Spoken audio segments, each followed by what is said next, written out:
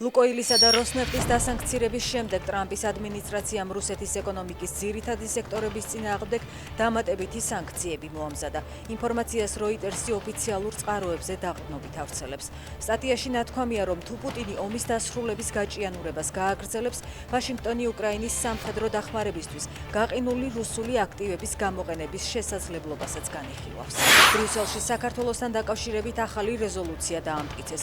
დოკუმენტში ოცნების ლიდერებისთვის პერსონალური სანქციების დაწესება და ქართველი ხალხისთვის მეტი მხარდაჭერაა მოთხოვნილი. ჟურნალისტმა ვახოსანაიამ 6 დღიანი პატიმრობის შემდეგ მცხეთის იზოლატორი დატოვა. ის გზის გადაკეტვის ბრალდებით 19 ოქტომბერს დააკავეს და სამართალ დამრღვევად ცნეს. ბრძოლა გრძელდება, ფეხებზე კიდია ეგრეთ წოდებული კანონები, რომლებსაც ესენი იღებენ, ამბობს ტელეწამი.